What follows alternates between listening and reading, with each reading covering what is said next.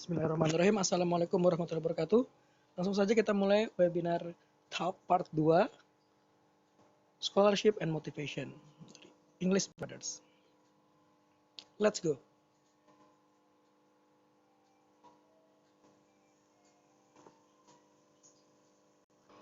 Sudah muncul kira-kira?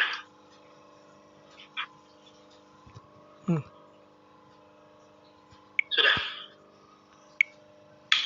Sudah Pak muncul. Oh ya, terima kasih. Oh baik. Assalamualaikum warahmatullahi wabarakatuh. Waalaikumsalam warahmatullahi wabarakatuh. Nah, pada waktu tengah malam waktu Amerika dan siang hari waktu Indonesia, Allah beri kesempatan kepada kita semua untuk bisa berkumpul, sharing. Perkenalkan saya di sini bukan bermaksud untuk mengajari atau berceramah, tapi sekedar seperti tadi Bro Lauri sampaikan, ya sharing pengalaman. Harapannya adalah dapat menumbuhkan motivasi bagi teman-teman kita yang mungkin ya sempat putus asa atau mungkin bisa menambah kayak akan cerita dari figur-figur lain yang mungkin akan punya dampak positif untuk masa yang akan datang. Mohon diizinkan pada teman-teman, mungkin ada senior-senior saya yang mungkin lebih berpengalaman daripada saya izin untuk bercerita tentang apa yang pernah saya alami, dan jika ada salah-salah kata mohon dimaafkan. Topik yang saya ambil ya adalah memang prinsip atau moto hidup saya. Setiap kita manusia tentu punya cita-cita, tapi kalau bagi saya ada 3 tahapan untuk dapat meraih cita-cita tersebut. Speaker please. Dimulai dari diakhiri dengan kesempatan. Kita sudah banyak mendengar quote ini, cuma kebetulan saya ambil fotonya mantan Presiden Amerika, yang artinya adalah sesungguhnya semua orang itu kita tahu sama saja, orang-orang biasa, namun perubahan itu bisa terjadi ketika orang-orang biasa tersebut melakukan hal-hal yang luar biasa. Jadi pertanyaannya, apakah kita mau melakukan hal-hal yang luar biasa atau hanya biasa-biasa saja? Tentu hasilnya juga akan biasa-biasa saja. Mungkin ini buat yang jadi awalan dari perjumpaan kita. Tak kenal maka tak sayang, izinkan saya memperkenalkan diri dulu. Saya berasal dari Provinsi Riau, provinsi yang katanya atas minyak, bawah minyak. Kemudian saya berasal dari kota kecil bernama Kota Bangkinang. Ya kota tapi kecil, saking kecilnya cuma ada satu Ramayana dan mungkin nggak tahu ya, maaf sebut merek, nggak tahu ramai apa tidak ya, itulah saking namanya kota kecil. Tapi dengan ini juga salah satu alasan saya ingin membawa nama Bangkinang kemanapun saya pergi. Jadi, ketika saya sempat melihat dari video pembicara yang pertama, itu saya rasa itu jauh sekali perbedaan kami. Beliau memang luar biasa, ya, dari foto-fotonya saja sudah bertemu tokoh-tokoh yang menjadi ibaratnya telunjuknya itu akan menjadi penentu perubahan di dunia ini. Beliau sudah jumpa. Kalau saya ya mungkin yang bisa kita berbagi di sini adalah saya adalah mantan dari siswa yang SMP, SMA-nya nilai bahasa Inggris itu adalah momok bagi saya sendiri, yang selalu menjadi alasan saya untuk menjadi penghambat lah bahasa Inggris itu dari kecil, dari masa sekolah. Jadi mungkin dari situ yang mungkin jadi ciri khas yang akan saya sampaikan. Jadi asal saya, SD saya di kota kecil yang tadi, di Desa Kemantan, dulu SD 033, sekarang SD 014 kalau tidak salah. Nah, kenapa saya cerita dari sini? Dari SMP Negeri 2 Bangkinang ini tempat saya belajar, saking bahasa Inggris itu merupakan momok bagi saya. Ketika perebutan juara 3 dan juara 2, yang menentukan siapa yang menang kalah itu ternyata malah bahasa Inggris. Saya kalah dari teman saya, sehingga saya harus jadi juara 3 karena teman saya lebih tinggi nilai bahasa Inggrisnya. Jadi yang lain-lainnya sama, cuman berbeda di bahasa Inggris. ya saya kalah karena seperti saya katakan bahasa Inggris adalah momok bagi saya. Kemudian seperti yang saya katakan tadi, prestasi saya ya hanya juara 3, juara 2. Saya selalu kalah oleh perempuan. Perempuan adalah selalu juara 1 di kelas saya, sehingga kebetulan alhamdulillah rezeki saya masuk ke sekolah SMA yang bisa dikatakan salah satu yang favorit di antara masih banyak yang favorit yang lain, cuman salah satunya ini. Di sini semi militer kita seperti meniru Taruna Nusantara. Dan seperti yang tadi saya katakan, saya hanya juara 3, juara 2. Di sini kumpulan dari juara-juara seperti si Riau yang mungkin berminat masuk sini, lolos. Ya saya hanya paling peringkat nggak sampai, ya 20 besar itu udah syukur. Dari 35 orang satu kelas, paling 30 atau 25, nggak tahu lah. Pokoknya biasa-biasa saja. Ya, jadi dan bahasa Inggris selalu menjadi momok. Ketika standarnya 70, saya selalu ujian itu 50, 45, sehingga remedi ya, artinya diulang lagi sampai bisa mencapai standar gitu. Jadi ya gitulah. Jadi bahasa Inggris ini saya benci sebenarnya dulu. Tapi begitulah hidup, jangan terlalu benci akan sesuatu, bisa jadi itu adalah hidup. Dan itu terjadi pada saya. Suka banget. Oke, beranjak ke tahap yang pertama, kemauan. Saudaraku sekalian, kita semua tahu awal mula dari cita-cita itu adalah kemauan. Kalau dari kasus saya, setiap kemauan saya itu muncul ada alasannya. Pertama adalah orang tua dan keluarga. Setiap kemauan ingin meraih sesuatu, saya selalu kembalikan berawal dari ingin membahagiakan keluarga saya. Karena apa? Dukungan, doa restu dari beliau-beliau itu sangat penting. Setiap bertemu pulang kampung ke Riau, mohon doa. Itu bukan untuk pamer atau apa, tapi memang mana tahu dengan doa satu orang dari keluarga kita itulah yang membuat cita-cita kita terwujud. Kemudian juga ada rasa cinta. Seperti kita memilih jurusan kuliah, tentu kita harus tahu dulu kenapa dengan jurusan ini. Kita mengenal, seperti mengenal lawan jenis lah. Ada musuh rasa cinta. Ketika kita cinta, setiap apapun berat perjuangannya tentu akan kita hadapi. Mau itu daki gunung, membelah hutan, semuanya akan kita hadapi. Itulah awalnya rasa cinta. Kemudian nasib. Ketika kita pernah mendengar cerita Hairul Tanjung, si anak singkong. Siapa yang mengubah nasibnya kalau bukan diri dia sendiri? Bukan tiba-tiba datang malaikat, ini ada uang 10 miliar, bukan. Dialah beliau sendiri yang memang ingin merubah nasibnya. Jadi nasib ingin kita rubah. Kemudian ada juga alasan muncul kemauan karena kita melihat sosok yang menjadi idola kita, role model kita. Kita melihat beliau menginspirasi, kita ingin tiru kebaikan-kebaikan dan pencapaian-pencapaiannya. Nah, tentu ketika kita melihat orang sukses, kita jangan melihat suksesnya, tapi melihat di belakangnya apa saja yang sudah beliau lalui, perjuangan, jangan hanya melihat ketika dia sudah sukses. Nah, kemudian terakhir, kalau dari pengalaman saya adalah ingin menjadi seorang yang bermanfaat. Ketika saya melihat kampung halaman saya, seperti itu misalnya. Saya ingin menjadi suatu hari ingin bermanfaat untuk kampung halaman. Kemudian hal-hal yang saya alami, kesulitan yang saya alami saat ini, ketika saya temukan solusinya akan saya share ke adik-adik saya atau teman-teman, sehingga mereka ketika menghadapi kesulitan yang sama akan bisa terselesaikan dengan lebih cepat daripada saya. Nah, salah satu alasan untuk sampai ke titik ini ketika saya mengidolakan Habibie.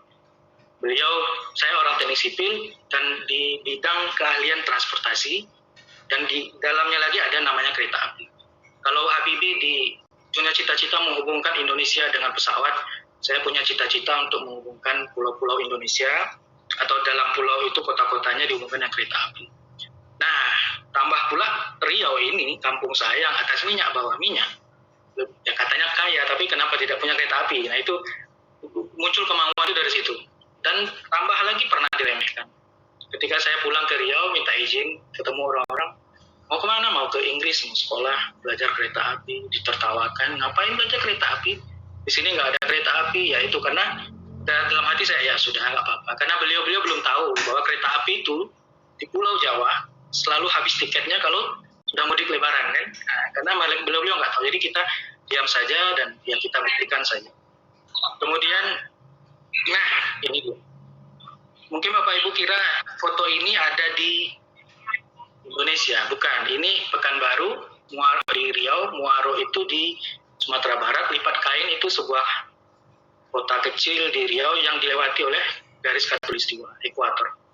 Jadi ketika saya ingin S2 ke Inggris itu memang saya membaca artikel bahwa di Inggris ada di Indonesia, di Riau ada kereta api, namun tidak jadi karena yaitu ada korban Romusa, 10.000 orang meninggal dan lain-lain, artinya, dan itu dimonumenkan di Inggris. Nah ini adalah monumen untuk mengenang korban Perang Dunia karena kejadian pembangunan kereta api di Riau di masa Perang Dunia 1944 nggak salah. Ya 41, 42, 43, 44. Dan ini saya baru sadar ada di Inggris. Setelah saya di Inggris, kemudian saya datang 30 km ke situ. Padahal sebelumnya saya hanya baca di artikel yang saya baca di Indonesia. Tapi saya tidak detail, sebenarnya itu ada di Inggris. Jadi, nah ini ada peta Pulau Sumatera di dalam monumen. Kanan, kiri, depan, belakang itu ada harimau, gajah, buaya, dan lain-lain yang menyebabkan kereta api di Riau tidak jadi. Kita masuk ke tahap yang kedua, kemampuan. Jadi kemauan sudah ada. Kalau di diri saya sudah punya kemauan nih. Sekarang kemampuan. Saya berkaca pada diri saya sendiri. Wah, kalau dilihat kemampuan, IP semester 1 saya di Teknik Sipil UGM 0,0. Boleh percaya apa tidak, kenyataannya begitu. 0,0 ini terjadi karena saya tidak bisa ikut ujian akhir semua mata kuliah. Dan karena masalah absen saya selalu, ya mungkin alasan telat, jadi dosen-dosen ada yang nggak boleh masuk lah, jadi saya telat, disuruh keluar, dan akhirnya saya takut, namanya orang Riau datang ke Jogja ya, artinya dari asrama yang militer terus merasa bebas, mungkin ya adalah kenakalan seperti itu, tapi ya akhirnya saya dilulus dalam 5 tahun dengan IP 3,32, sangat ya standar lah, tapi syarat saya 3,25 untuk bisa masuk S2. Apalagi bahasa Inggris, Masya Allah. Jadi kalau di bahasa Inggris ini yang tadi saya katakan, saya orang bebal di bahasa Inggris kalau bahasa Melayu ya, masuk ini keluar sini. Jadi Januari 2011 saya punya cita-cita mau S2. Syaratnya adalah 450 TOEFL ITP. Ikut placement test di bawah 350. Saya yakin itu. 340 atau entah ada penilainya, pokoknya placement test kelas yang rendah 350 atau berapa. Dalam waktu 5 bulan saya belajar buku yang sama, saya coret-coret, hapus, coret lagi, hapus. Saya satu buku, les itu hanya 10% di tempat les, 90%-nya saya habiskan di kamar, belajar dengan tekun. Akhirnya dalam bulan Juli 2011, ketika mau seleksi masuk S2 beasiswa unggulan itu syaratnya 450, akhirnya saya masuk. Dan pada akhirnya saya bisa dapat IELTS 6,0, IELTS 7,0, dan seterusnya. Nanti akan saya detailkan di belakang. Nah ini contoh, ya mudah-mudahan dengan cerita ini akan memotivasi kita semua bahwa tidak ada yang tidak mungkin kalau kita yakin dan mau berusaha. Jadi pada tahun 2015, nah ini ceritanya ketika saya pulang dari Inggris 2013,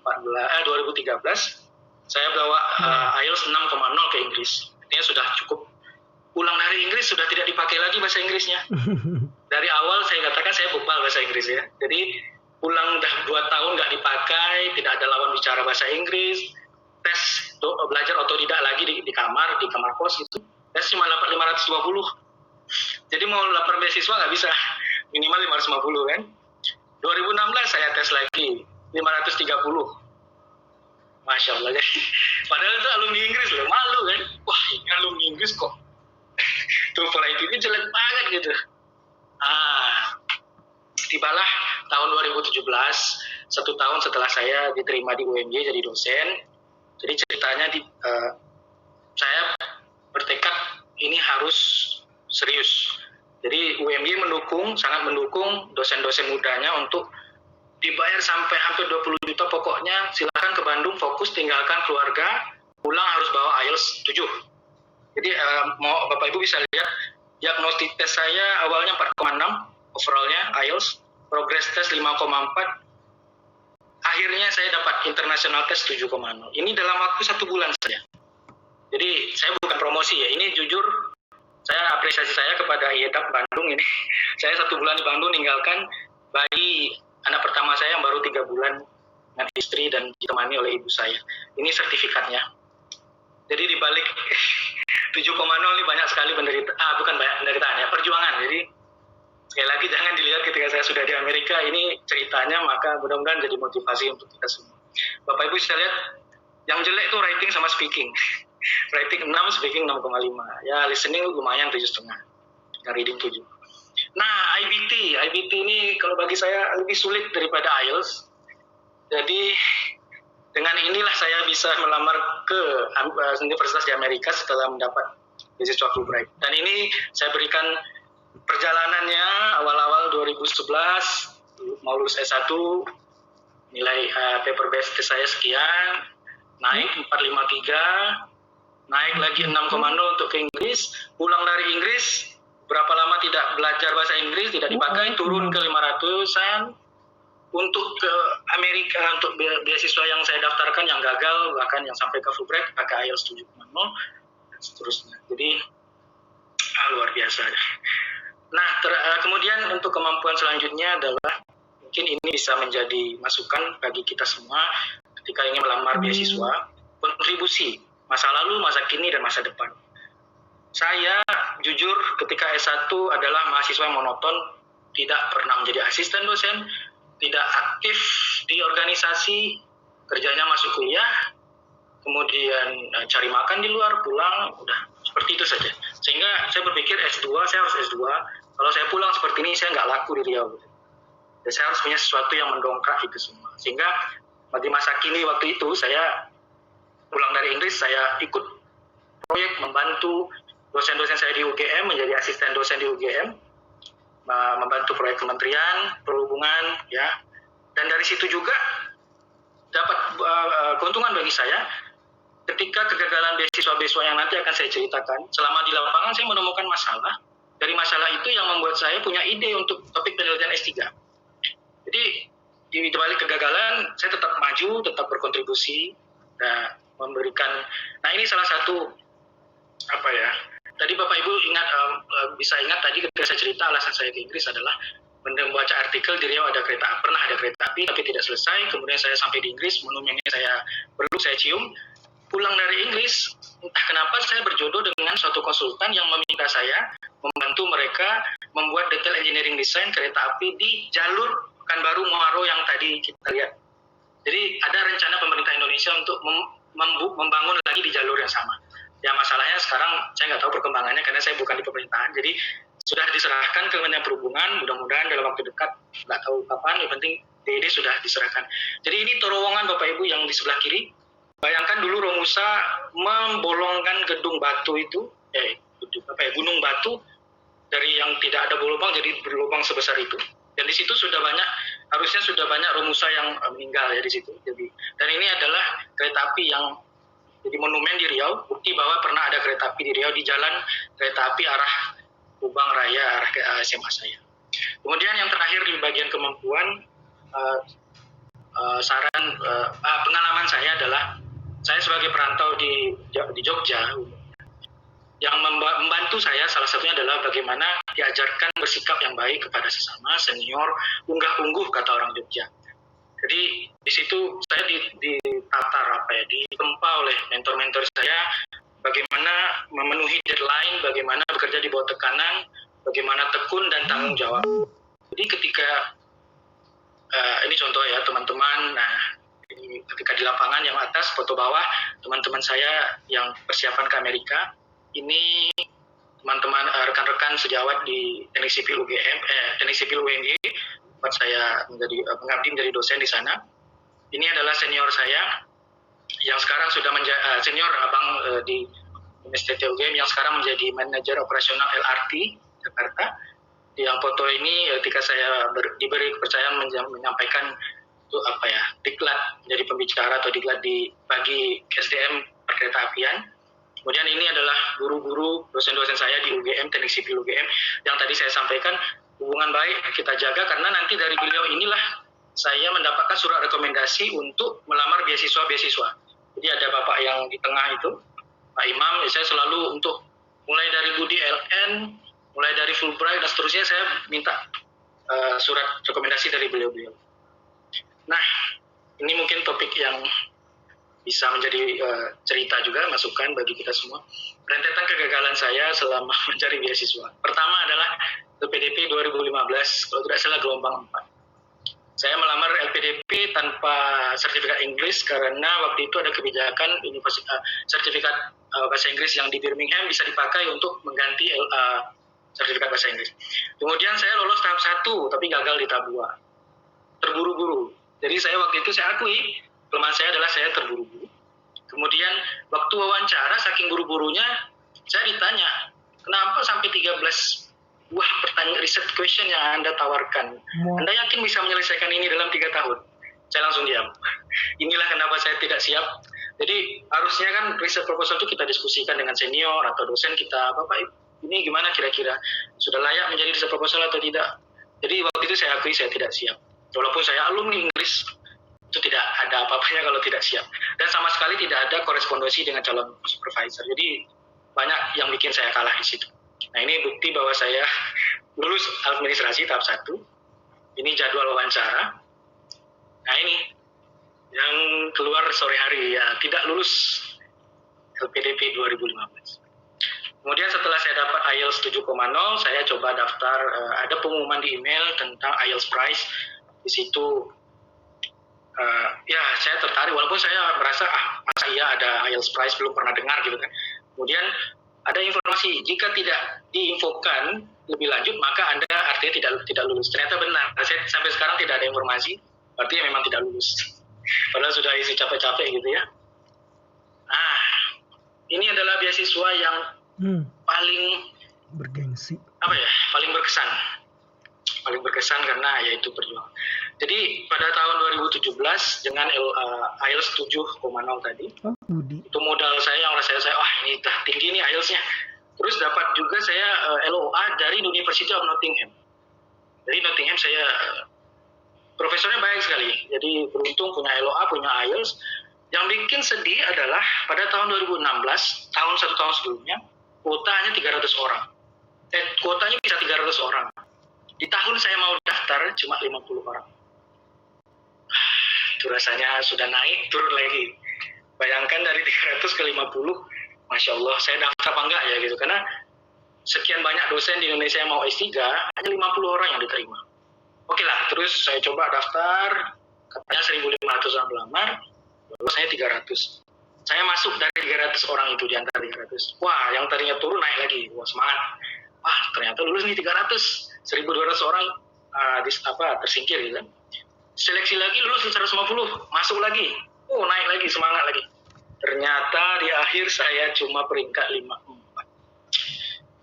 Itu waktu itu rasanya, waktu baca pengumuman tuh saya nangis di pelukan istri saya. Karena mengingat pergi ke Bandung nyari skor IELTS, naik kereta api, ya bolak-balik, capek, luar biasa. Tapi sempat berpikir seandainya kota bukan 50 tapi 55 orang, mungkin saya sudah di Inggris. Tapi begitulah, ini LOA saya yang di Nottingham. Karena salah satu alasannya kota 50 itu katanya ada penurunan budget, sedangkan biaya saya di Nottingham itu yang paling mahal Nottingham, 20.000 pound sterling. Bayangkan, jadi ya mungkin ada prioritas dan mungkin waktu itu ada kelemahan saya juga yang saya tidak tahu apa. Nah ini pengumumannya saya jadi 50 halaman pertama itu lampiran 1 sampai 50. Saya nomor 54 ya, nomor 4 nih, 1, 2, 3, 4 yang tidak lolos. Masya Allah ya. Jadi saya kalau didongkrak di embus-embus itu nggak bisa naik, sudah stuck di situ pokoknya. Nah, saya tidak putus asa, daftar lagi. Ada penawaran dari Fakultas Tekniknya di Nottingham, jadi khusus beasiswa Nottingham untuk bagi yang sudah punya unconditional offer letter yang tadi saya tunjukkan, LOA itu. Offer letter. Nah, lagi-lagi saya baca, wah tapi kayaknya tipis kemungkinan karena tiap tahun hanya 7, 10 orang dan bayangkan Nottingham pasti banyak yang mau daftar gitu. Dan memang alasannya itu, jumlah pelamar sangat banyak namun kuota hanya sedikit dan dana terbatas. Lagi-lagi saya gagal. Masya Allah, gagal. Jadi ini membuka luka lama sebenarnya. Next saya daftar Australia Awards. Australia Awards 2018 saya ingin ke Wollongong, di sana ada ahli kereta jalan rel ya. Namun sayangnya saya tidak punya LOA, tidak ada komunikasi bukti korespondensi dengan supervisor, hanya modal IELTS 7,0, isi formulir, dan saya baru tahu baca-baca itu kuota S3 itu hanya 15%, dan di sini ada kalimat mengatakan bahwa Selain dari IELTS, kemudian akademik juga dilihat principle of equity, jadi gender, geographic location, candidate focus, studi area dan lain-lain. Jadi mungkin saya kalah di situ. Nah, ini emailnya yang mengatakan saya tidak lolos. Nah, ini ada lagi Islamic Development Bank. Saya daftar. Ini ibaratnya beasiswa yang independen, yang tidak seperti LPDP ada itu ya, pengumumannya memang terbuka. Ini kan dua tahapan saja. Saya pakai LOA Nottingham dan ada pengunduran timeline tahun itu, jadi tidak sama seperti tahun sebelumnya yang tepat waktu. Ini tahun itu ada pengunduran. Saya lolos tahap 1 di tingkat nasional bersama 15 orang se-Indonesia, pelamar PhD dan doktor. Tapi saya tidak lolos tahap kedua. Tak ada kabar sampai sekarang. Pertanyaan saya waktu itu adalah mengapa saya selalu gagal? Saya rasanya sudah maksimal, sudah luar biasa lah. Sempat pudar, putus asa, pudar semangat, kayak ya sudahlah gitu. Saya S3-nya ya mungkin dalam negeri atau minta beasiswa UMY gitu kan. Tapi itulah, kita punya teman-teman, figur-figur yang selalu mendorong. Jadi waktu itu saya datang ke kampus, ada teman sejauh saya, senior saya, mentor saya. Mas Dian, gimana, nggak lulus ya? Iya. Jangan putus asa, ini ada beasiswa Fulbright nih. Wah, Fulbright. Saya saja yang merasa peluang besar, saya nggak lulus. Karena kan dulu saya cerita bahasa Inggris saya jelek. Website Fulbright itu saja saya baca di internet, saya nggak buka, karena saya yakin itu pasti sulit. Jadi Bapak menawarkan itu, kayaknya nggak mungkin Pak. Saya udahlah di Malaysia atau pokoknya yang dekat dari Riau. Malaysia kan tinggal pakai perahu gitu nyampe gitu. Apalagi ibu saya melarang saya, udahlah nak, nggak usah kemana-mana, sini aja. Jadi tapi dari semangat itu tadi saya bilang ke ibu saya, Bu, bagi mama ya mah gak mau kan awalnya yang ke Inggris lagi atau kemana lagi, di Indonesia aja karena sudah kapok setahun pisah waktu S2. Tapi mah boleh nggak coba satu kali ini saja. Jadi beasiswa ini yang saya coba, mama tahu nggak, ini sulit loh, katanya sulit. Jadi orang kayak katanya di Amerika sulit lah bahasa Inggrisnya, tapi mah kalau nggak lolos kan berarti nggak apa-apa kan. Tapi kalau andai kan lolos, berarti mama doakan yang terbaik. Artinya kalau ini mukjizat dikasih Allah dan ini memang diloloskan oleh Allah, di balik kegagalan saya selama ini, mama harus ikhlas kalau saya lulus dan berangkat ke Amerika. Dan karena memang bagi kita penting, tapi ternyata bagi Allah itu belum, bagi Tuhan yang Maha Esa itu belum tentu penting. Atau bagi kita itu baik, bagi Allah itu belum tentu baik. Ternyata jodoh rezeki saya adalah beasiswa ini. Wah, keren. Nah, Fulbright. Ketika saya menyiapkan Fulbright itu hanya dalam waktu 2 minggu. Jadi pada tanggal 2 Februari, bukannya 1 Februari pengumuman, terlambat deadline 15 Februari, saya mulai persiapan tanggal 2 Februari. Semua saya siapkan. Selama kegagalan-kegagalan itu saya sudah target 5 tahun saya mau apa, 10 tahun mau apa, 15 tahun mau apa. Saya ingin capaian tertinggi saya seperti apa. Saya siapkan langkah-langkah publikasi, kemudian rangkuman-rangkuman dari proyek-proyek yang pernah saya lakukan, apa yang saya dapat di lapangan saya catat dengan baik. Dan itu saya siapkan untuk wawancara, seandainya saya lolos wawancara. Kelemahan saya di bahasa Inggris, namun saya ingin kelebihan saya adalah di pengalaman-pengalaman, di kontribusi-kontribusi yang nanti akan berhubungan dengan rencana penelitian saya, yang nantinya akan saya bawa ke Indonesia untuk kemajuan kereta api di Indonesia.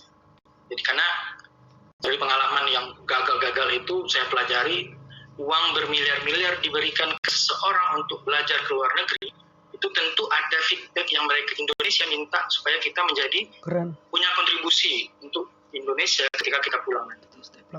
Nah, ketika saya memilih, karena saya dosen di UMY, ketika mencari profesor adalah profesor yang memang baik, mendukung, karena bagi yang saya tahu dari senior-senior saya, dan kita mungkin Bapak Ibu semua tahu, yang menentukan kesuksesan PhD student bukan nama universitas, tapi hubungan antara PhD student dan profesornya.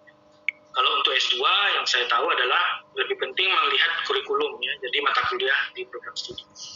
Dan kalau bisa untuk mendaftar untuk menghubungi profesor lebih dari 1, jadi jangan hanya 1, jadi minimal 3. Dan kemarin waktu saya di Fulbright, basic wawancara Fulbright, yang membuat panelis terkagum adalah ketika saya bisa menampilkan korespondensi 7 profesor dari 7 universitas berbeda. Jadi mereka semua bersedia gitu. Jadi mereka, oh Anda sudah banyak komunikasi ya dengan profesor? Ya, saya sudah. Jadi dan ada alasan kenapa ke Amerika. Saya ingat waktu itu kamu belajar kereta api, kenapa nggak ke Jepang, ke Jerman? Waktu itu saya langsung berpikir, iya ya. Oh baik Pak, saya ke Amerika karena aspal itu ahlinya banyak di Amerika. Jadi saya mau pakai aspal di jalan rel. Oh begitu, oke. Akhirnya panelis ngangguk-ngangguk. Oke, sekitar 10 slide lagi. Yang terakhir adalah kesempatan. Jadi ketika kita sudah punya kemauan untuk memiliki kemampuan, terakhir adalah yang paling menentukan. Karena tanpa kesempatan, walaupun kita mau, walaupun kita mampu, itu tidak akan terjadi. Karena Tuhan itu mengabulkan doa kita dengan 3 cara. Pertama adalah ketika kita ingin A, Tuhan akan berikan A, langsung kontak sesuai target. Tapi ada cara yang kedua. Ketika kita ingin A, ternyata bukan sekarang waktunya, kita perlu persiapan. Saat itu kita mungkin belum layak, maka kita harus persiapkan diri lagi, meningkatkan kapasitas diri lagi. Cara yang terakhir, kalau tidak cara 1, cara 2, maka ada cara ketiga. Mungkin Allah akan memberikan atau mengganti dengan yang lebih baik. Kalau di kasus saya ingin kembali ke negara S2 saya dulu, yaitu Inggris. Karena saya merasa di sana enak gitu kan. Tapi ternyata yang dikasih adalah Amerika. Saya ingin beasiswanya seperti UDRN atau ya lain-lain. Itu di kasus saya ya. Tapi ternyata rezeki saya yang lain. Jadi ya tidak jauh-jauh, hanya 3 inilah cara Tuhan untuk menjawab doa. Betul sekali. Nah, beratnya perjuangan meraih IELTS, tadi saya katakan cerita saya adalah meninggalkan anak saya masih umur 3 bulan, lucu-lucunya capek pulang pergi naik kereta api jauh, hanya ya itulah dengan air mata. Untuk meraih IBT 85 saya 2 bulan di Jakarta juga jauh dari anak istri ibu saya datangkan dari dia untuk menjaga. Ini adalah kalau boleh ini bayi kecil itu anak kedua saya. Ini foto ketika berangkat ke Amerika 1 tahun yang lalu, tepat 1 tahun lalu di Pekanbaru 4 Juli. Anak saya yang nomor 2 itu baru 1 bulan. Jadi saya baru melahirkan. Waktu melahirkan saya tidak di sana, masih di Jogja menyelesaikan tanggung jawab. Itu yang paling kecil, anak saya yang pertama. Di samping kiri saya ibu saya yang jilbab merah, itu bapak saya. Yang di sebelah kanan saya ayah ibu mertua saya.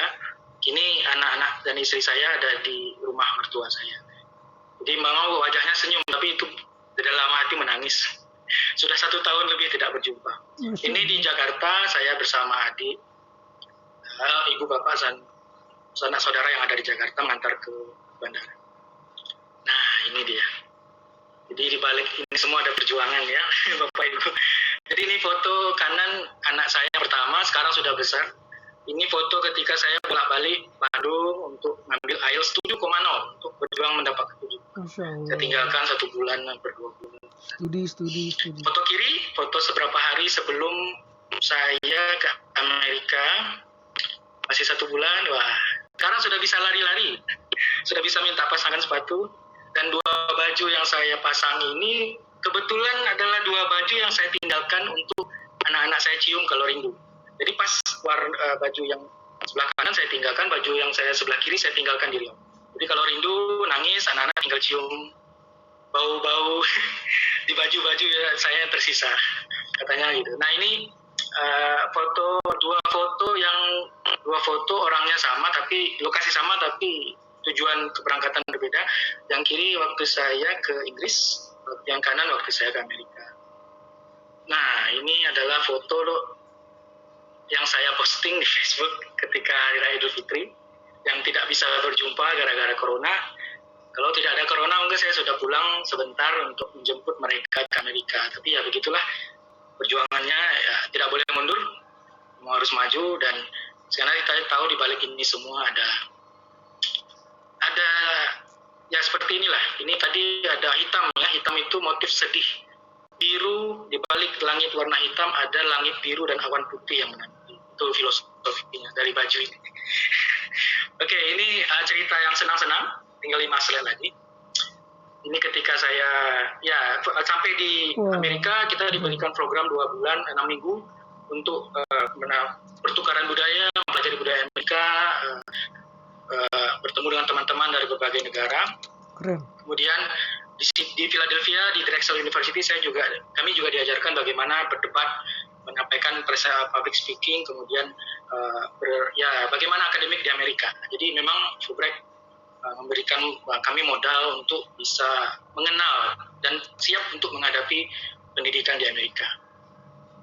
Nah, jalan-jalan tentu ya. Jadi saya sengaja berikan yang sedih-sedih. Ini bahagia-bahagianya yang terakhir nih. Nah, ini ketika di Philadelphia masih jalan-jalan, jadi ada program jalan-jalan. Kalau Bapak Ibu ingat, ini adalah lokasi film The Rocky, petinju yang diperankan oleh Sylvester Stallone. Dia ada adegan dia naik tangga, kemudian di atas tangga dia naik tangan begini. Ini lokasinya. Ini ya di US Capitol. Ini gedung di Manhattan yang King Kong manjat gedung ini, yang terjatuh di gedung ini. Nah, ini patung Liberty. Kemudian akhirnya saya sampai di Lincoln. Setelah dari Philadelphia, di Drexel, saya ke universitas tempat saya belajar, mengambil berkas. Ini teman-teman saya di Lincoln. Ini stadion footballnya, ini olahraga terkenal di Amerika. Dan seperti tadi Bro Laude sampaikan, memang ini slide terakhir sebelum ini adalah kejadian satu dari ribuan PhD student yang ada atau master student di dunia, di mana profesornya itu pindah dari satu kampus ke kampus yang lain. Sedangkan PhD itu kita tahu kesuksesannya bergantung pada profesor. Profesor saya waktu pengenalan dulu, dia tidak bilang kalau akan pindah. Dia hanya, ya welcome, ayo kita kerjasama ya. Sampai di sini, sampai ke bulan ke-6 saya di sini, September, beliau panggil saya, Dian, saya akan pindah Januari ini. Kamu ikut ya? Saya langsung pikir, loh bukannya ini jarang terjadi dan nggak boleh sih. Saya ingat, pembekalan untuk studi bagi dosen muda diingatkan oleh senior, jangan sampai profesormu pindah kampus, karena itu akan sangat-sangat repot, akan bisa gagal atau bagaimana lah. Itu ternyata kejadian pada diri saya sendiri. Luar biasa. Tapi insya Allah, kalau memang ini adalah takdir, kalau nanti kaki saya sudah sampai di Texas A&M University, maka mungkin Allah akan memberikan mukjizat lagi yang lain yang kita tidak tahu apa hikmahnya. Tapi jujur selama proses ini saya sangat, ya bukan frustasi sih, tapi saya hadapi dengan senyuman, berpikir positif, pasti ada hikmah di balik ini, karena memang secara peringkat Texas A&M lihat. Halo, sinyal.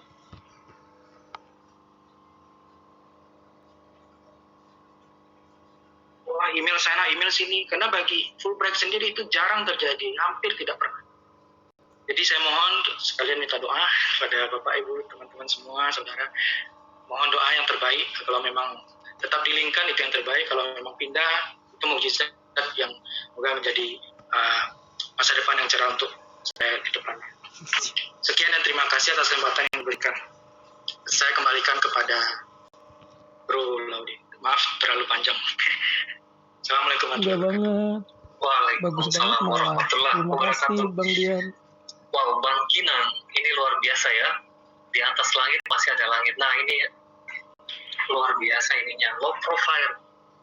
Nah, mungkin saya akan beritahukan kepada teman-teman yang ada di sini, yang ada di Zoom maupun yang sedang menyaksikan di live Zoom, live YouTube.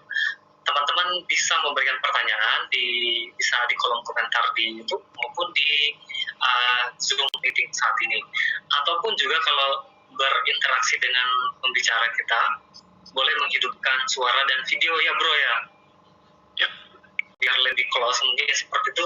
Tapi kalau bagi yang malu-malu silakan chat saja, silakan komentar, nanti kita akan jawab satu-satu. Kita akan kupas satu-satu seperti itu ya. Insya Allah. Nah, jadi sebelum kita menunggu, ada banyak komen yang masuk ini. Saya bertanya dulu ya, kita ngobrol berdua dulu nih. Nah, jadi yang pertanyaan saya adalah, apa sih yang melatar belakangi perjuangannya gitu, sehingga kalau dilihat kayaknya impossible gitu, tapi apa sih yang membuat sehingga benar-benar mengejar apa yang diinginkan gitu, tujuannya itu mau apa sebenarnya gitu. Apa ya, yang pasti sebenarnya kalau menurut saya sendiri adalah setiap manusia itu diciptakan dengan settingan mental atau pandangan hidup yang berbeda-beda. Kalau misalnya saya kebetulan saya Muslim, selalu membaca setiap ayat Al-Quran, terutama di surat Yasin ayat 82 ya. Ketika Allah mengatakan inama amruhu iza aroda sayan ayakula laukun fayakun. Jadi artinya dari situ saya baca terus, saya lihat ternyata saya yakin kalau misalnya kita tunjukkan saja usaha, tujuan niat kita baik. Kenapa Allah tidak dengar? Karena niat kita baik, mulia, ya semaksimal mungkin sampai batas tidak penghabisan.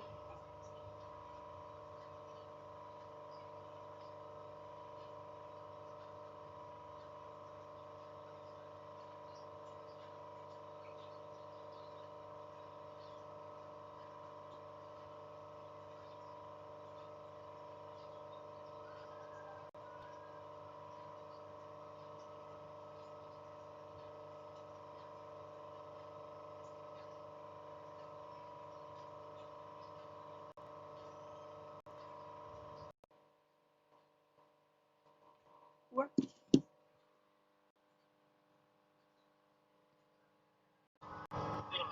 Laudi, saya tuh ketika misalnya dapat kesulitan dalam suatu perjuangan, saya sebenarnya tersenyum. Tersenyum itu artinya apa? Ini kalau saya berhasil, kalau saya sabar berhasil, ini pasti ada sesuatu nih. Tapi kalau hidup saya itu mulus saja, monoton, itu kayaknya nggak ada yang bisa di-sharing ke orang gitu. Jadi contoh ini bro, ketika saya dipilih oleh Allah dari sekian Fulbrighter tahun ini yang berangkat, cuma saya sendiri nih. Kan di grup kita tahu ya siapa yang mau pindah transfer itu, cuma saya, dan di grup dosen UMB nggak ada yang kayak gini. Jadi kenapa ya saya yang dipilih gitu? Saya stres sih, tapi itu tadi, dan ketika Allah memilih kamu menghadapi ini, pasti Allah menganggap kamu bisa. Itu saja bro, jadi positive thinking selalu, positive thinking. Kalau tidak, mana bisa kamu seperti ini yang dulu bahasa Inggris, Masya Allah, remet lah, inilah bro. Kalau boleh dibilang bro, di teknik sipil UGM, mungkin sampai sekarang ditanya deh, Dian Setiawan kenal nggak sama teman sekarang saya? Nggak ada yang tahu. Saya tuh masuk kelas, pulang, udah, yang lain tuh asisten dosen, malah saya jadi dosen. Kan lucu ya, harusnya dosen itu IPK 3,5 ya. Iya, ada ya, seperti itulah kesimpulan. Jadi saya hanya positive thinking, tujuan saya baik, ingin merubah tadi perubahan ya, perubahan dari yang bahasa Inggrisnya jelek, ya standar lah, IBT 85 itu standar bro, cukup makan ke Amerika, yang lain tuh 100 itu, orang-orang Nepal, itu teman saya Nepal kan bahasa Inggrisnya bagus, 120 ada, ya mas, awak 85, aduh, nah gitulah, itu jawaban saya. Wah, ini luar biasa ya. Memang ya pada intinya kalau kita berpikiran positif ya, jiwa kita positif, maka segala sesuatu yang akan datang ke kita itu adalah yang positif pula gitu ya bro.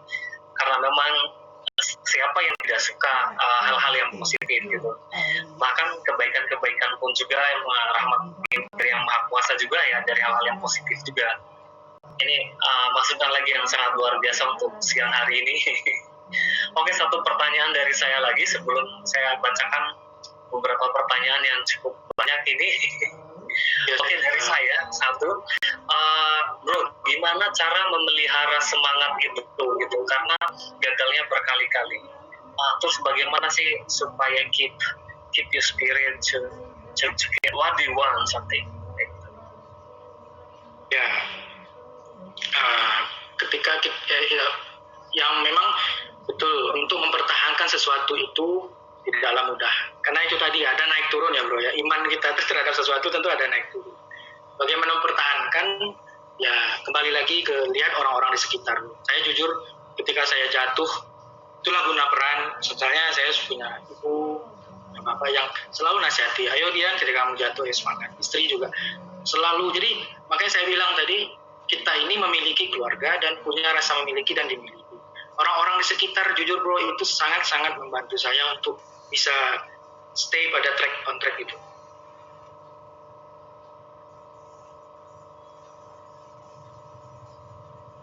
Jadi melihat misalnya ini, mohon maaf saya sudah pandai jalan, tapi ingat, akal sehat saya berpikir, kalau saya paksakan pulang ke Indonesia, saya kan berjuang di sini nih, kan naik turun iman itu ya, mau pulang nggak, ngapain saya lama-lama di sini, S3 apa sih, ya, anak istri saya tinggal di rumah, gitu. Atau orang tua saya masih lama nggak jumpa, pulang aja gitu, karena banyak juga teman saya yang pulang ada. Tapi saya berpikir, kalau saya pulang, kalau saya nggak bisa balik ke Amerika lagi gimana? Padahal tujuan saya ke sini kan untuk itu, gitu. Untuk mendapatkan gelar. Ya udahlah, 2,5 tahun lagi pahit-pahitnya ini kalau kejadian nggak pulang. Selama saya masih berada di sini, pulang bawa gelar, ya udah nggak apa-apa.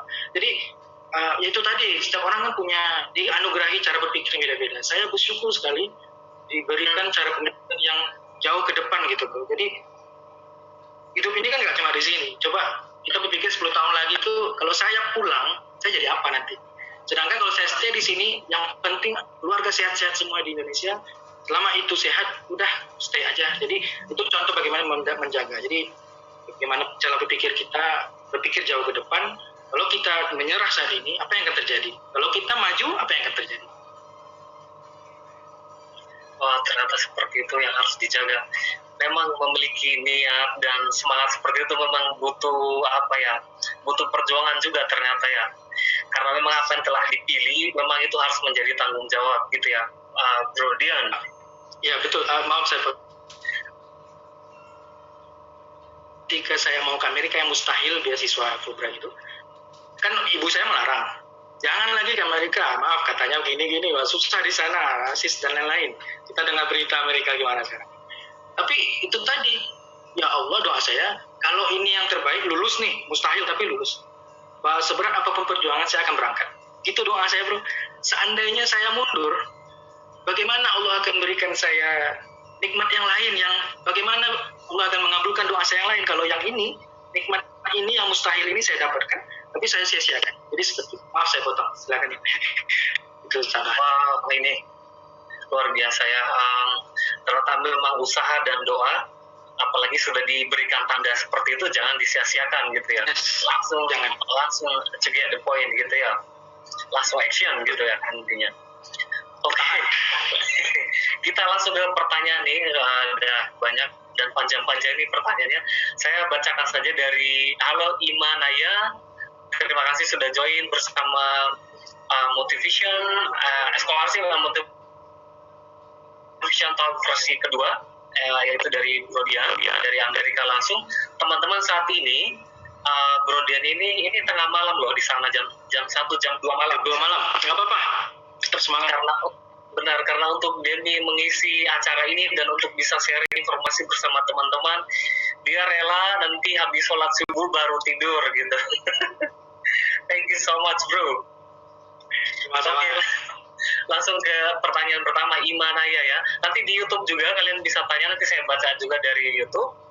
Oke, pertanyaannya dia terkait isu gitu di sana, apakah ada merasakan atau bagaimana menanggapinya isu sarah yang ada di Amerika?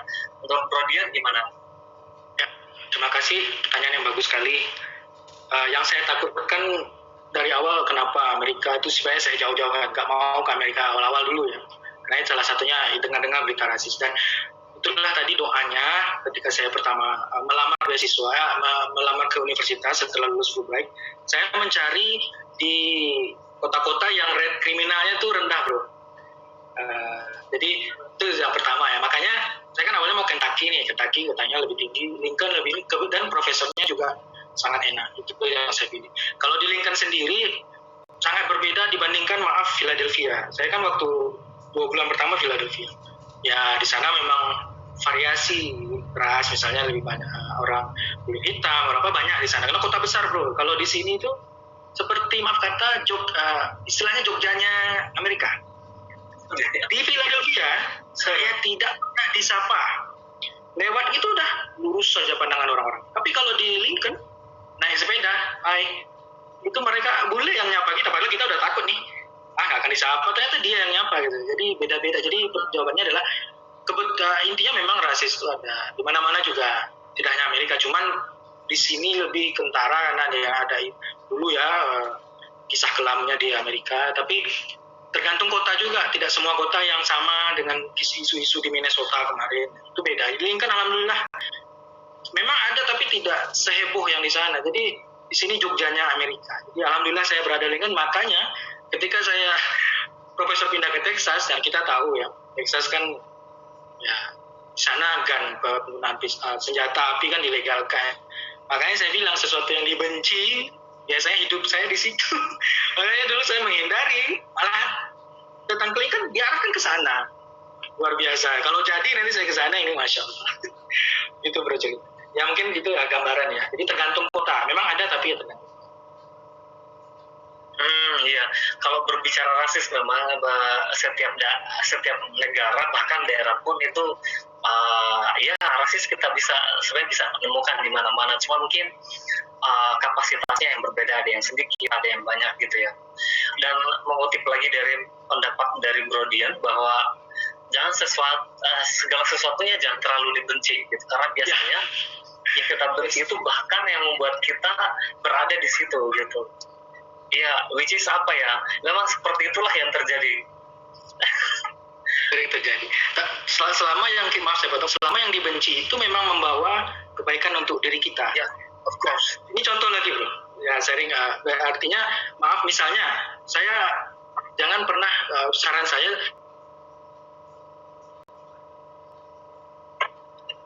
untuk cari beasiswa itu jangan semuanya dicoba. Jadi jangan hanya satu. Jadi contohnya adalah saya benci bahasa Inggris. Ternyata istri saya guru bahasa Inggris bro. Luar biasa. Contoh yang dicintai ternyata orang bahasa Inggris itu. Tapi kenapa Allah memberikan saya orang bahasa Inggris untuk membimbing saya kalau saya kesulitan bahasa Inggris diajarin sama dia. Jadi sesuatu yang kita benci itu bukan berarti tidak baik. Malah Allah kasih karena itu yang baik untuk kita. Itu ya jadi ustaz saya. Jadi itu contoh. Iya, sangat menarik ya. Inilah diskusi sama Bro Dian memang sangat menarik. Dulu saya sempat lihat statusnya di Facebook, kata-katanya yang selalu really powerful, memberikan kontribusi dari artinya apa yang dilakukan semoga bisa membawa inspirasi dan apa yang membawa kebaikan, especially for Indonesia gitu. So I really appreciate, amazing lah ini Bro. Oke, kita next lagi ya ke pertanyaan lagi dari Noviana Dewi. Thank you for joining the meeting Zoom today bersama English Progress dan Bro Dian. Assalamualaikum. Apakah di sana itu Bro untuk program master apakah diakui untuk lulusan dari D4 atau S1 yang setara dengan S1 applied bachelor? Lalu apakah GRE memang wajib diberikan ketika akan melamar S2 di USA? Silakan Bro dijawab. Ya, terima kasih, pertanyaannya bagus sekali. Saya terkait masalah D4 bisa atau tidak, sepengetahuan saya itu bisa. Dan itu pun kalau misalnya GRE, ada GRE yang katanya harus, sepengetahuan saya waktu kami di Fulbright kemarin yang dipersiapkan memang semua diminta GRE. Selain IBT, GRE itu mungkin sebagai informasi, ibaratnya tes TPA tapi dalam bahasa Inggris bro.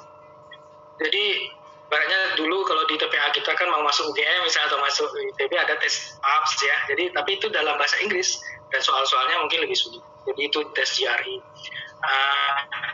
Bagi jurusan tertentu S2 atau S3 yang saya lupa jurusan apa, selain GRE juga minta GMAT di sana. Jadi artinya ketika kami yang hanya butuh IBT GRE, setelah tes tidak perlu pusing ya, yang butuh GMAT itu tes lagi bro.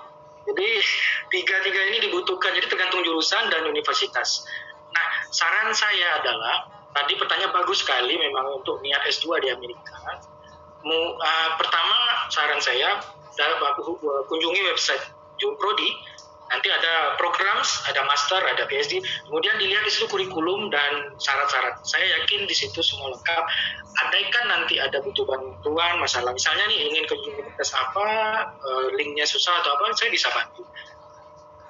Pokoknya di Amerika alhamdulillah adalah semua link-link itu jelas bro. Jadi saya bandingkan lah misalnya dengan UMY misalnya ya. Jadi kalau di universitas ini memang jelas data-data dosen tuh kelihatan ini good scholar, jadi tidak perlu banyak klik bro, jadi sekali klik muncul semua.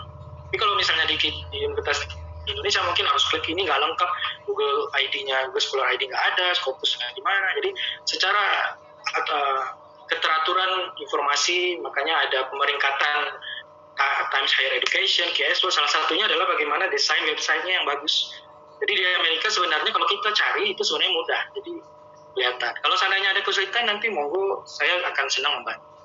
Tapi untuk saat ini karena saya belum punya pengalaman S2 di Amerika dan terbatas sekali, saya takut salah gitu ya. Tapi secara ini harusnya ada informasi yang jelas. Tapi seandainya ada bantuan silakan hubungi saya. Oh iya, terima kasih Mas Bro Dian. Nah, memang ya di Amerika itu masing-masing jurusan memang mensyaratkan, tapi ada juga memang yang tidak memakai GRE atau GRE, tergantung universitas dan tergantung dari majornya. Karena beberapa juga teman-teman yang di Amerika juga seperti itu, kuliahnya ada nggak pakai GRE sama GMAT, langsung masuk di universitasnya. Nah, jadi benar kata Bro Dian bahwa websitenya kan udah lengkap. Di kampus luar negeri itu websitenya sudah sangat lengkap, jadi mau cari apa aja di situ udah dijelasin, dan kita tinggal apply aja dan tinggal cari kampus mana yang kira-kira yang cocok dengan kita gitu ya Bro ya. Oke, next lagi pertanyaan ini dari Teknik Sipil UGM, dari Hinawan Teguh Santoso.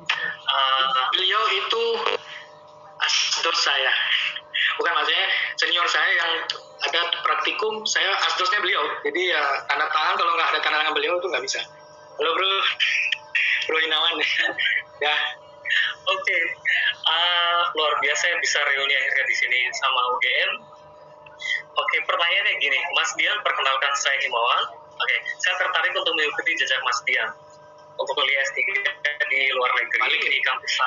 Di kampus dari kampus saya disarankan untuk dokter engineering, bukan dokter filosofi. Apakah perbedaan mendasar keduanya? Oke, ini pertanyaan dosen banget ya ini. Pertanyaan yang menjawab apa ya, soal-soal karir dosen untuk level guru besar atau profesor lebih terbuka untuk dokter engineering atau dokter filosofi. Terima kasih atas pencerahannya. Thank you, Mas Hinawan. Mas Hinawan. Jadi saya jawab dengan pengetahuan saya ya. Kalau tentang dokter engineering di Jepang juga ada bro, dokter engineering, dokter Eng gitu. Jadi seperti pembimbing saya yang di UGM, Pak Dr. Eng Imamoto Har. Kalau setahu saya itu tidak masalah, karena Dr. Eng itu juga bisa jadi profesor. Karena yang menentukan karena masalah dari yang saya baca peraturan ya, ada banyak nanti dilihat dari S1 bidang ilmunya apa, S2 apa, publikasinya apa, apakah linear atau tidak. Kemudian kalau misalnya S2-nya tidak, tapi ada pengecualian apa. Jadi seperti itu. Kalau untuk perbedaan Dr. Eng dan filosofi dokter di Amerika, saya pernah baca-baca waktu itu mencari jurusan waktu mau mendaftar ke Universitas di Amerika, ternyata ada perbedaan Mas Hinawan. Jadi filosofi dokter itu diperuntukkan yang akan menjadi akademisi, itu kalau tidak salah. Yang lebih ya tidak, tapi yang dokter engineering yang di Amerika yang saya lihat di universitas waktu saya cari-cari itu untuk orang-orang yang di dunia praktisi tapi ingin mendapatkan gelar doktor. Jadi itu programnya beda lagi. Jadi biasanya lebih ke praktek gitu, bro. Jadi kalau mungkin kayak kita mungkin di vokasi ya, kalau kita di teknik sipil ada D3 teknik sipil, ada S1 teknik sipil. Jadi mungkin porsinya berbeda. Kalau di D3 atau vokasi ini, D4 memang prakteknya yang banyak dibanding teori. Jadi memang di labnya lebih banyak merangkai, bentuk beton itu lebih 70% atau 80%, seingat saya. Kalau di S1 itu ya 80-20. Jadi teori 80, praktik 20. Nah, itu jadi makanya kalau untuk masalah S3 profesor, saya pikir asal kita lihat peraturannya memenuhi, insya Allah tidak masalah. Tapi perbedaan tadi yang pengetahuan saya, Dr. Eng untuk yang di Amerika dokter engineering itu untuk praktisi-praktisi yang mau mengejar karir, misalnya untuk naik pangkat, jabatan nambah ilmu untuk di lapangan nanti lebih banyak praktek. Kalau yang untuk PhD biasanya nanti yang ingin jadi dosen-dosen atau profesor-profesor di universitas, tapi bisa juga di direktur perusahaan juga bisa. Tapi intinya mendasarnya seperti itu. Sepengetahuan saya. Terima kasih. Ternyata seperti itu ya. Mungkin juga saya informasikan ke teman-teman bahwa kalau mau komunikasi sama Bro Dian, mungkin boleh kirim email atau Instagram beliau atau apa. Kalian mungkin bisa chat secara langsung juga kalau webinar ini bisa berakhir. Boleh sekali. Teman-teman bisa mungkin lebih apa ya, lebih bertanya lebih deep lagi mengenai beasiswa ataupun mengenai studi di Amerika seperti itu ya. Nah ini ada pertanyaan lagi Bro Intan Permatasari, tapi mengenai LPDP mungkin pengalaman dulu kegagalan saya nanti bisa saya ceritakan. Oke. Gimana? Minta tips lulus tahap 2 LPDP Kak, karena banyak teman yang sudah daftar tapi mayoritas gugur di tahap 2. Ya, tunggu. Tips-tips lolos tahap 2 sedangkan saya tidak lolos tahap 2. Maksudnya gimana ini? Dari tahap 1 ke tahap 2 atau lulus tahap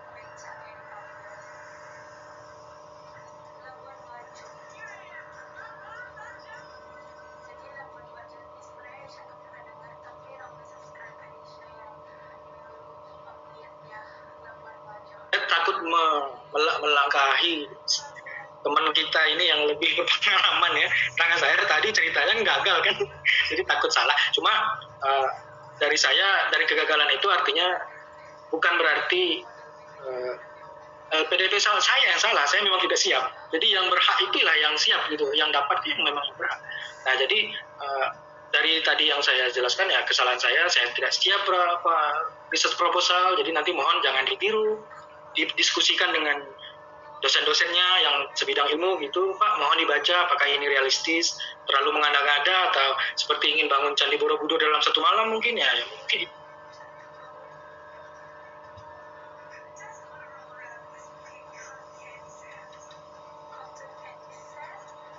Silakan Bro, nanti kalau dijawab nanti. Oke, thank you. Saya ambil waktunya sebentar ya. Jadi Intan Permatasari untuk tahap kedua itu memang menjadi tahap yang paling menentukan dalam seleksi LPDP. Jadi teman-teman, yang paling utama adalah mempersiapkan tujuan kalian untuk kuliah itu apa sih? Ya, apakah dari risetnya, tujuan kampusnya, dan berbagai macam hal gitu. Karena pertanyaannya itu sangat luar biasa menantang. Apalagi kalau ngambil untuk kampus luar negeri gitu. Nah ini challenge-nya sangat luar biasa. Kalau dulu LPDP memberikan peraturan awal-awal dibuka dulu 80% keluar negeri, 20% dalam negeri. Nah sekarang itu sudah kebalik. Jadi untuk kita keluar negeri itu sangat menantang sekali seperti itu. Nanti mungkin ada sesi juga untuk LPDP khusus, nanti kita hadirkan juga pembicara-pembicara yang sama hebatnya dengan Bro Dian ya. Oke, kita next pertanyaan lagi ya, dari Waode Hervina. Nah ini Bro, nama-nama Waode ini dari Sulawesi Tenggara, dari daerah saya pastinya. Thank you. Itu marga ya atau gimana? Nggak tahu nama marga atau apa? Maaf ini nama keturunan gitu kali ya? Marga bukan kan? Keturunan dari samping seperti itu. Jadi pertanyaannya adalah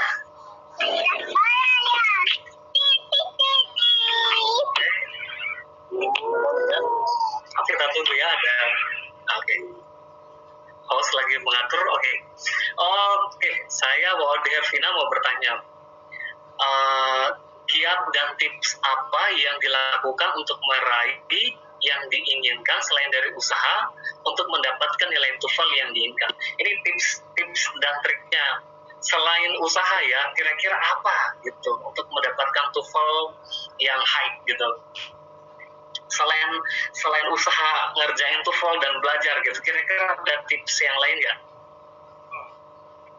Ya, tadi kemampuan itu berarti usaha tadi kemampuan ya. Ya tinggal berdoa berarti. Mungkin ya.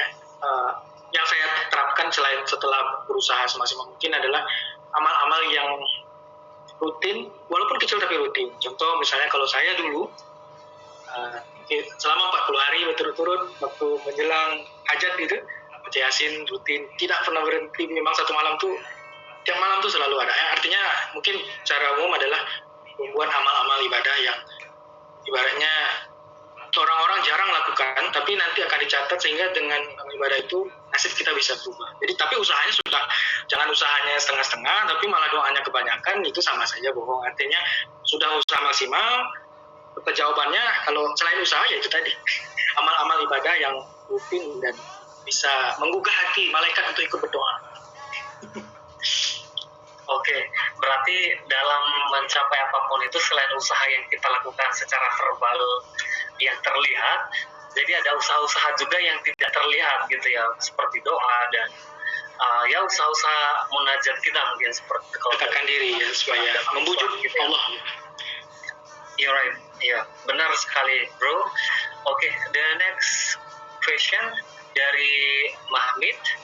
Bagaimana cara ini untuk pembuatan motivation letter yang kuat dan bisa berpeluang besar untuk diterima? Ini kiat-kiat penulisan motivation letter gimana bro? Waktu yang saya alami ketika melamar beasiswa, khususnya misalnya yang lolos saja ya, saya contoh yang Fulbright, motivation letter saya waktu itu bisa dibilang 60% bagus. Jadi singkatnya begini, motivation letter itu selama kita bisa menunjukkan dengan tata bahasa yang baik, artinya minimalkan kesalahan grammar coba diberikan ke proofread, itu satu ya, supaya nanti ketika dibaca oleh reviewer enak dilihat, oh ini sudah bahasa Inggrisnya ya bagus gitu, padahal mungkin kita sudah kasih ke proofread minta tolong diperbaiki oleh banyak orang. Itu yang pertama, kualitas bahasa Inggris. Kedua, di situ kita bisa cerita ya motivasi kita. Satu, kenapa milih universitas itu, kenapa milih jurusan itu, apa hubungannya dengan yang kita lakukan di masa lalu, kaitan dengan masa kini dan masa yang akan datang. Jadi sinkron. Artinya dengan motivation letter sebenarnya CV kita tuh sudah lengkap di satu lembar motivation letter, itulah. Jadi motivation letter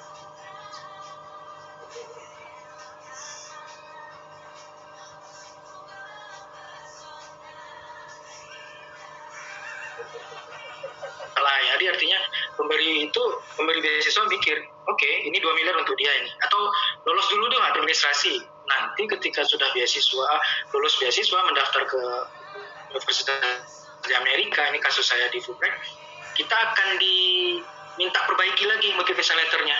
Jadi tidak harus sempurna waktu di awal pendaftaran, artinya memenuhi standar saja sudah cukup, karena motivation letter itu satu dari sekian banyak syarat kalau dari yang saya alami. Ada nanti CV kita, ada nanti di apa yang sudah kita lakukan masa lalu, masa kini dan akan datang. Jadi karena tiap kasus bidang studi kan beda-beda, tapi yang saya sampaikan tadi adalah dari pengalaman saya.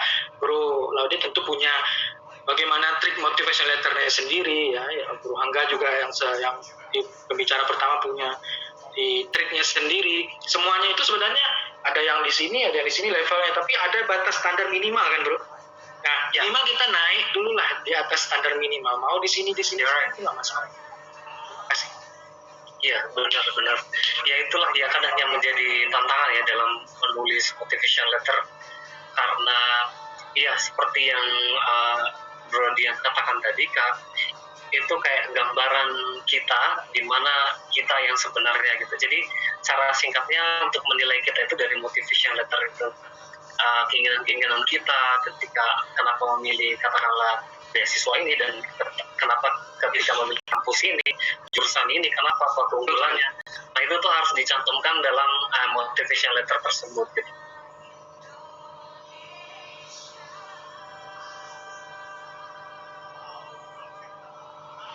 Dipuji-puji. Ini adalah peringkat ini, punya ahli di bidang ini yang ternama. Iya. Benar sekali. Oke, kita next lagi ya ke jumping to the next question dari Fahrin Multahadi Suryadi. Thank you sudah memberikan pertanyaan. Di sini dia mempertanyakan apa perbedaan dari coursework class dan research class dari suatu jurusan di universitas luar negeri. Ini kan Bro Dian sudah berpengalaman studi di Inggris sama di Amerika. Jadi bisa langsung dipaparkan. Makasih. Ya, bagus sekali pertanyaannya. Saya dari pengetahuan saya, kebetulan waktu saya di Inggris kemarin itu berdasarkan Master of Science based on coursework ya. Jadi kita dari berdasarkan modul-modul. Jadi bedanya dengan yang research, master by research dengan master by course, itu bedanya adalah kita memperoleh gelar. Kalau di master by course itu berarti kita lebih banyak menghabiskan waktu dengan tugas-tugas di kelas, teori-teori di kelas, bagaimana ada, kalau di Inggris kemarin ada minor assignment, major assignment, ada quiz, ada tugas project.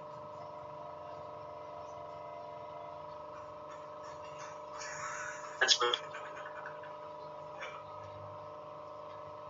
20% lah, artinya itu selama 8 bulan teori course ya, 4 bulan itu dari kita bikin penelitian, dan penelitiannya tidak seketat mungkin di Amerika, karena penelitiannya itu yang penting disetujui oleh supervisor kita sudah lulus. Tapi yang sulit itu malah di course-nya. Di course-nya itu sulit nilai. Dulu saya ingat nilai saya paling tinggi cuma 72. Dalam 12 course itu tertinggi 72, padahal nilai full 100. Namun infonya saya dari info yang saya dapat waktu itu kan saya tidak ikut penerimaan ini ijazah, artinya ijazah dikirim. Nah, info dari prodi, saya waktu itu peringkat 3 besar di jurusan saya yang S2 di Birmingham. Tapi nilai tertinggi saya yang saya alami cuma 72. Artinya untuk mendapatkan nilai 80-90 di sana sulit. Karena memang nah, kalau di research master by research kita memang disiapkan untuk setelah S2 itu langsung S3, bro. Biasanya seperti itu. Jadi teman-teman di Inggris kemarin yang master by research, kita masuk kelas yang sama dalam beberapa mata kuliah, tapi dia master by research. Saya tanya, kamu kenapa master by research? Karena saya ingin lanjut S3. Karena di S3 nanti kan research yang diutamakan. Jadi ibaratnya dia itu seperti persiapan untuk S3. Kalau lulus dia, berarti dia tinggal setahun atau 2 tahun lagi untuk S3. Seperti itu. Jadi bedanya master by course dengan master by research. Dengan porsi antara course-nya dengan penelitian yang berbeda. Terima kasih. Oke.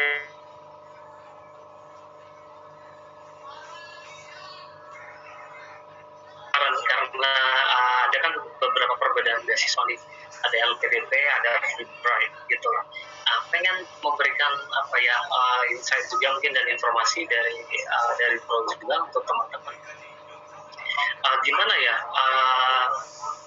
beasiswa Fulbright, kira-kira apa sih karakter apa sih yang dicari dari beasiswa Fulbright? Saya kalau dibilang karakter sebenarnya adalah mungkin sumber dana ya. Pertama sumber dana ya. Kalau sumber dana kan kalau PDP tentu dari Indonesia, Fulbright kan dari Amerika. Itu secara sumber dana kita bisa melihat feedbacknya. Kalau di PDP tentu 100% nih untuk Indonesia misalnya. Kalau Anda pulang dari luar negeri, ayo 100%. Tapi kalau dari Fulbright itu seperti nanti ibaratnya balas budi. Jadi kalau nanti Fulbrighter itu jadi pejabat misalnya, ya contoh lah alumni-alumninya kan seperti Pak Anies Baswedan seperti itu ya, banyak kan alumni Amerika yang sedang. Tapi saya lihat beliau Fulbright ini ibaratnya itu akan merasa bangga ketika ada orang Indonesia yang Fulbright biayai menjadi pejabat-pejabat yang ini. Jadi secara perbedaan sebenarnya tujuannya sama, bagaimana menghasilkan bibit-bibit calon-calon pemimpin masa depan gitu. Tapi memang berbeda mungkin feedbacknya. Saya misalnya ketika saya nanti berhasil dengan beasiswa Fulbright, itu saya tidak akan lupa bahwa Amerika ini yang memberikan saya beasiswa. Jadi nanti ketika nanti saya seandainya nanti saya diberikan kesempatan untuk berhasil atau apa, tentu saya tidak akan lupa bagaimana memperkuat hubungan Amerika Indonesia seperti itu. Tapi kalau nanti kita waktu itu misalnya saya dari LPDP, tentu tidak ada kehausan untuk itu kan, bro. Karena ini Indonesia full ini misalnya. Ya, yang saya rasakan seperti itu. Ketika saya bilang dulu misalnya saya tidak suka Amerika misalnya dulu ya. Sekarang saya udah dikasih uang sama Amerika. Masa saya masih begitu sama Amerika kan? Karena ya memang ada pro kontra dengan presidennya seperti itu. Tapi saya yakin tidak akan selamanya, karena setiap orang ada masanya kan, tidak selamanya ada di atas, pasti ada perputaran. Jadi sekarang kita tidak melihat cara, karena itu individu ya yang pro kontra. Jadi saya melihat bagaimana rezeki yang diberikan dari sini ya tanpa melanggar akidah-akidah atau apa, ya udah tidak masalah bagi saya. Mungkin arahnya ke situ. Oh iya, luar biasa. Ternyata juga setiap beasiswa itu memang memiliki ini ya, tujuannya masing-masing. Tapi pada intinya sama, hampir sama gitu ya Pak. Saja. Ya. Oke, kalau untuk kuota Fulbright itu memiliki kuota nggak setiap kali seleksinya gitu? Ya, saya tahu setiap tahun kalau kuota kita tidak disampaikan sebenarnya bro. Misalnya kalau Budi LN itu tahun 2016 300. Budi LN waktu itu kan juga dengan LPDP kerjasama gitu. Saya tidak kurang tahu perbedaan apa kerjasama di porsinya seperti apa, tapi 300 ya kuota, dan di tahun 2017 50. Kalau di Fulbright dia tidak infokan 50, dia tidak ada. Karena setahu pengetahuan saya dia ada budget. Nah, budget itu kan tergantung, misalnya diberi loloskan sekian, kan nanti lolosnya kemana-mana itu bro. Ada yang ke Ivy League yang mahal-mahal tempat kuliahnya. Kalau banyak yang ke tempat yang mahal lolos diterima, tentu ya cadangan-cadangan itu tidak jadi naik jadi principal candidate. Jadi ada alternatif kandidat, ada principal candidate ketika pengumuman bro. Nah, yang prinsipal ini yang pasti akan didaftarkan. Alternate ini yang kalau prinsipal gagal atau mundur, dia di tengah-tengah jalan akan diumumkan, Anda berubah status, ya syukur-syukur berubah. Tapi kadang ada juga yang nggak bisa berubah karena budget-budgetnya ini sudah diambil ini sama yang prinsipal ini sudah lolos banyak nih. Mahal-mahal semua nih universitas kan beda bro, ada yang mahal, ada yang murah kampusnya. Nah, jadi secara prinsip tidak ada kuota, tapi ketika pengumuman itu mungkin ada standar, mungkin 90 orang, 100 orang, tapi yang real berangkat mungkin hanya 70 atau 60, mungkin seperti itu. Oh iya, berarti kuotanya juga cukup sedikit ya, berarti juga persaingannya juga sangat luar biasa ya. Oke, jadi saya tanya lagi, ketika dari pendaftaran sampai terbang ke Amerika, ini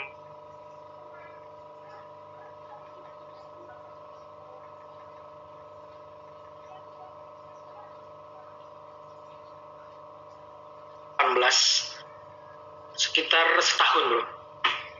Jadi jujur adalah kita dibilang Fulbrighter itu ketika kaki kita atau ketika kita sudah dapat visa. Maka ada yang bilang kita bisa dikatakan penerima beasiswa kalau kita sudah mendarat di Amerika. Karena panjang, kita lulus dulu, oke beasiswa dapat prinsipal atau alternate, tapi belum selesai, kita harus didaftarkan dulu ke universitas di Amerika. Di Amerika nanti kalau lulus berarti kita dapat ya. Tapi ada yang tidak dapat sama sekali 5 universitas. Kita punya teman satu yang sama sekali tidak dapat, akhirnya beliau tidak berangkat. Jadi untuk mendapatkan betul-betul itu dalam 1 tahun, butuh waktu 1 tahun, seingat saya ya saya berangkat 2019, dan pengumuman 2018, 1 tahun. Luar biasa. Ya mungkin LPDP juga begitu ya bro, kalau yang luar negeri juga. Oh luar biasa ini, berarti dari prosesnya dari ketika dapat sampai berangkat itu 1 tahun gitu ya.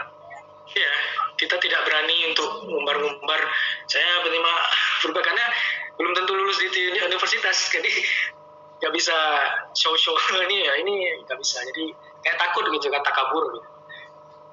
Kayak terakhir tuh baru nanti ketika show bahwa jadi ketika udah show udah menampilkan itu bahwa keterima Fulbright, ketika keterima universitasnya gitu ya. Jadi betul, itu baru the real Fulbrighter katanya ya. Oke. Itulah kesulitan.